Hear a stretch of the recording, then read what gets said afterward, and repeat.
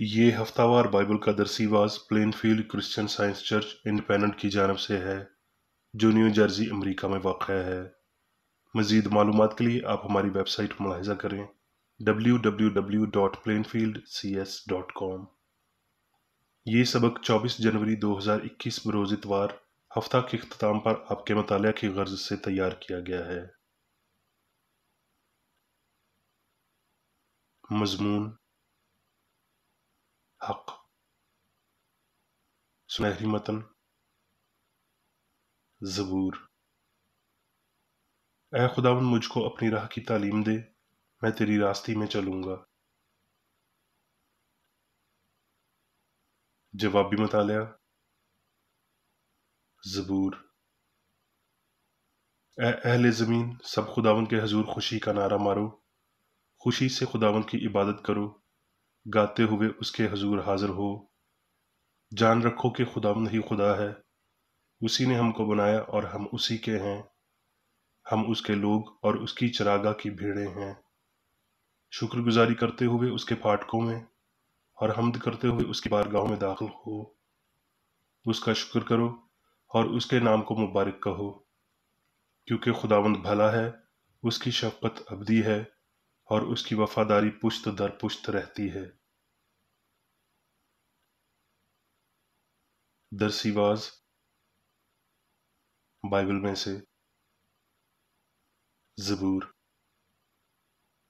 ए कौमों, सब खुदावंद की हम्द करो, ए उम्मतों, सब उसकी सिताइश करो, क्योंकि हम पर उसकी बड़ी शफ़क़त है और खुदावंद की सच्चाई अबदी है।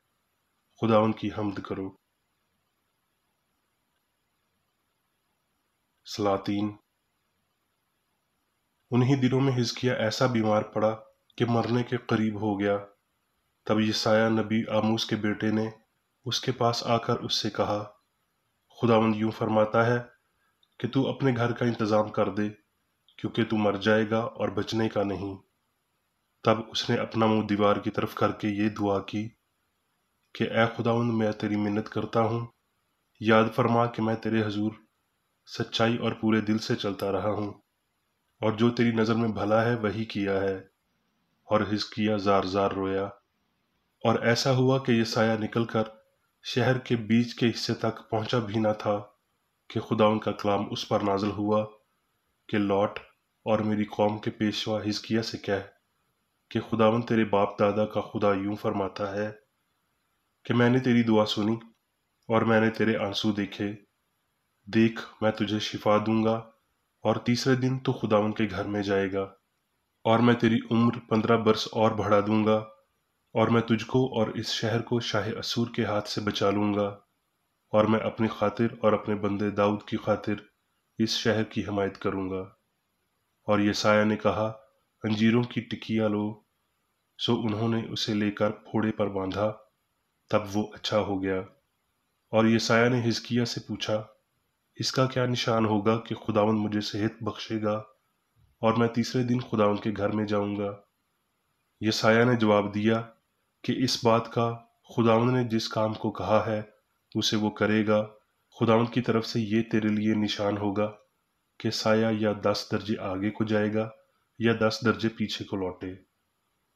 और हिजकिय्याह ने जवाब दिया, ये तो छोटी बात है कि साया 10 दर्जे आगे को जाए। सो यूं नहीं, बल्कि साया 10 दर्जे पीछे को लौटे। तब यशायाह नबी ने खुदावंद से दुआ की, सो उसने साया को आखस की धूप घड़ी में 10 दर्जे, यानी जितना वो ढल चुका था उतना ही पीछे को लौटा दिया। यशायाह। ऐ खुदावंद, तू मेरा खुदा है, मैं तेरी तमजीद करूंगा, तेरे नाम की सताइश करूंगा, क्योंकि तूने अजीब काम किए हैं। तेरी मसलहतें कदीम से वफादारी और सच्चाई हैं। वो मौत को हमेशा के लिए नाबूद करेगा और खुदावंद खुदा सबके चेहरों से आंसू पूंछ डालेगा और अपने लोगों की रुसवाई तमाम जमीन पर से मिटा डालेगा, क्योंकि खुदावंद ने ये फरमाया है। यूहन्ना। फिर जब खुदावंद को मालूम हुआ कि फरीसियों ने सुना है कि यीशु यूहन्ना से ज्यादा शागिर्द करता और बपतिस्मा देता है, تو وہ یہودیہ کو چھوڑ کر پھر گلیل کو چلا گیا، اور اس کو سامریا سے ہو کر جانا ضرور تھا۔ بس وہ سامریا کے ایک شہر تک آیا جو سوخار کہلاتا ہے۔ وہ اس قطع کے نزدیک ہے جو یعقوب نے اپنے بیٹے یوسف کو دیا تھا، اور یعقوب کا کنواں وہیں تھا۔ چنانچہ یسوع سفر سے تھکا ماندہ ہو کر اس کنویں پر یوں ہی بیٹھ گیا۔ یہ چھٹے گھنٹے کے قریب تھا۔ سامریا کی ایک عورت پانی بھرنے آئی۔ یسوع نے اس سے کہا، مجھے پانی پلا۔ اس سامری عورت نے اس سے کہا کہ تو یہودی ہو کر مجھ سامری عورت سے پانی کیوں مانگتا ہے؟ کیونکہ یہودی سامریوں سے کسی طرح کا برتاؤ نہیں رکھتے۔ یسوع نے جواب میں اس سے کہا، اگر تو خدا کی بخشش کو جانتی اور یہ بھی جانتی کہ وہ کون ہے جو تجھ سے کہتا ہے مجھے پانی پلا، تو اس سے مانگتی اور وہ تجھے زندگی کا پانی دیتا۔ عورت نے اس سے کہا، اے خداوند، تیرے پاس پانی بھرنے کو تو کچھ ہے نہیں، اور کنواں گہرا ہے، پھر وہ زندگی کا پانی تیرے پاس کہاں سے آیا؟ یسوع نے جواب میں اس سے کہا، جو کوئی اس پانی میں سے پیتا ہے وہ پھر پیاسا ہوگا، مگر جو کوئی اس پانی میں سے پیے گا جو میں اسے دوں گا، وہ ابد تک پیاسا نہ ہوگا، بلکہ جو پانی میں اسے دوں گا وہ اس میں ایک چشمہ بن جائے گا جو ہمیشہ کی زندگی کے لیے جاری رہے گا۔ عورت نے اس سے کہا، اے خداوند، وہ پانی مجھ کو دے تاکہ میں نہ پیاسی ہوں نہ پانی بھرنے کو یہاں تک آؤں۔ یسوع نے اس سے کہا، جا، اپنے شوہر کو یہاں بلا لا۔ عورت نے جواب میں اس سے کہا، میں بے شوہر ہوں۔ یسوع نے اس سے کہا، تو نے خوب کہا کہ میں بے شوہر ہوں، کیونکہ تو 5 شوہر کر چکی ہے، اور جس کے پاس تو اب ہے وہ تیرا شوہر نہیں، یہ تو نے سچ کہا۔ عورت نے اس سے کہا، اے خداوند، مجھے معلوم ہوتا ہے کہ تو نبی ہے۔ ہمارے باپ دادا نے اس پہاڑ پر پرستش کی، اور تم کہتے ہو کہ وہ جگہ جہاں پرستش کرنا چاہیے یروشلم میں ہے۔ یسوع نے اسے کہا، اے عورت، میری بات کا یقین کر کہ وہ وقت آتا ہے کہ تم نہ تو اس پہاڑ پر باپ کی پرستش کرو گے اور نہ یروشلم میں۔ ہم جسے جانتے ہیں اس کی پرستش کرتے ہیں، کیونکہ نجات یہودیوں میں سے ہے، مگر وہ وقت آتا ہے، بلکہ اب ہی ہے، کہ سچے پرستار باپ کی پرستش روح اور سچائی سے کریں گے، کیونکہ باپ اپنے لیے ایسے ہی پرستار ڈھونڈتا ہے۔ خدا روح ہے، اور ضرور ہے کہ اس کے پرستار روح اور سچائی سے پرستش کریں۔ عورت نے اس سے کہا، میں جانتی ہوں کہ مسیح جو خرستس کہلاتا ہے آنے والا ہے، جب وہ آئے گا تو ہمیں سب باتیں بتا دے گا۔ یسوع نے اس سے کہا، میں جو تجھ سے بول رہا ہوں وہی ہوں۔ یوحنا۔ یسوع نے یہ باتیں سنی اور اپنی آنکھیں آسمان کی طرف اٹھا کر کہا، اے باپ، وہ گھڑی آ پہنچی، اپنے بیٹے کا جلال ظاہر کر، تاکہ بیٹا تیرا جلال ظاہر کرے۔ میں نے تیرے نام کو ان آدمیوں پر ظاہر کیا جنہیں تو نے دنیا میں سے مجھے دیا۔ وہ تیرے تھے اور تو نے انہیں مجھے دیا، اور انہوں نے تیرے کلام پر عمل کیا۔ انہیں سچائی کے وسیلہ سے مقدس کر، تیرا کلام سچائی ہے۔ اب میں میری بیکر ایڈی کی تحریر کردہ کرسچن سائنس کی درسی کتاب سائنس اور صحت آیات کی کنجی کے ساتھ میں سے لی گئی تحریریں پڑھوں گا۔ سائنس اور صحت۔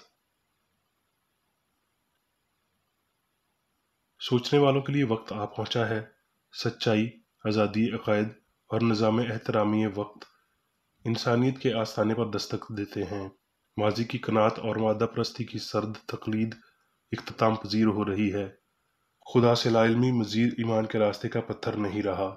وفاداری کی واحد ضمانت اس ہستی سے متعلق درست فہم ہے جسے بہتر طور پر جاننا ہی ابدی زندگی ہے۔ اگرچہ سلطنتیں نیست ہو جاتی ہیں، مگر خداوند عبدالآباد سلطنت کرے گا۔ الہی سائنس میں انسان خدا کی حقیقی شبیہ ہے۔